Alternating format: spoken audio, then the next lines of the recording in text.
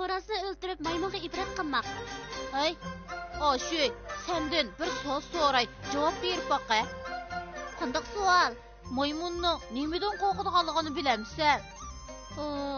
Maymun tangsingdan qo'rqidi, chunki tangsing chambarak apsini o'qisila sunuqning beshi og'rib chidayolmay qoladi. Ha, xato bo'lib qoldi. Maymun xo'rozdan qo'rqidi. Bundoq emasdi. Maymun qanday xo'rozdan qo'rqidi? Shuningdek men boshqalardan angladim.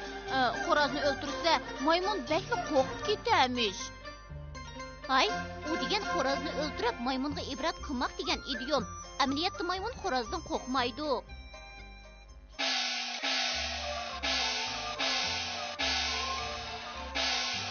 Tez kelib ko'ringlar. Çimen tağının maymuni. Her xil sirik oyunlarını oynayalaydı. Köpçilik, tez kelinglar.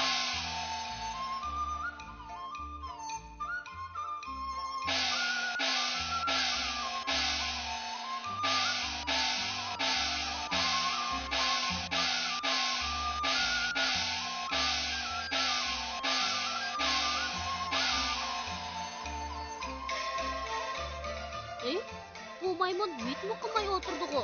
Gap qilmaydigan 4 maymunkanda bu. Tosimi bir. Undaq emas.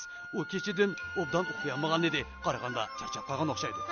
Kim yaxshi uxlayamabdi? Kundi menga aram bir vaqtni tamoq bersan. Qo'sig'im to'ymasa, qanday sehriyalayman? Yani oyun qo'yg'ili unimisan, qaytib berib, advingni beraman. Uqdingmi?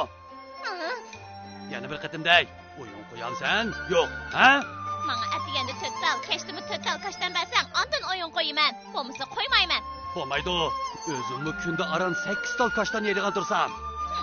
Bamsan bo'pti. Oyun qo'ymayman ku taza. Endi qanday qila olaysiz? Endi oyun qo'ydirolmaydigan bo'ldingiz. Bu o'lgur maymun. Advingni taza bir bermaydigan bo'lsam, ana xo'roz yetib olib kelay.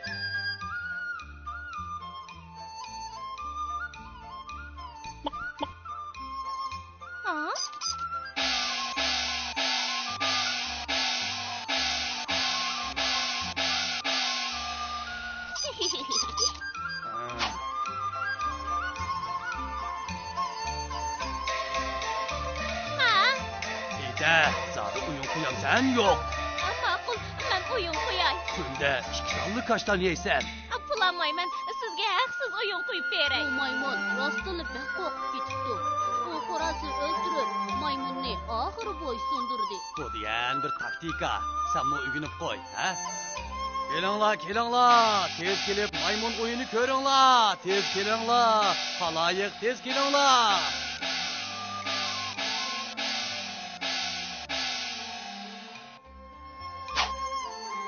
Dostlar, yuqorqi ko'rganimiz xo'rozni o'ldirib, maymunga ibrat qilmoq degan idiyom. Bu birini o'ldirib, menga ibrat qilish deganlikdir. Bu idiyomni tushunib oldinglarmi? Bu maymun nima degan bechora? U rostilla bak qo'rqib ketibdi.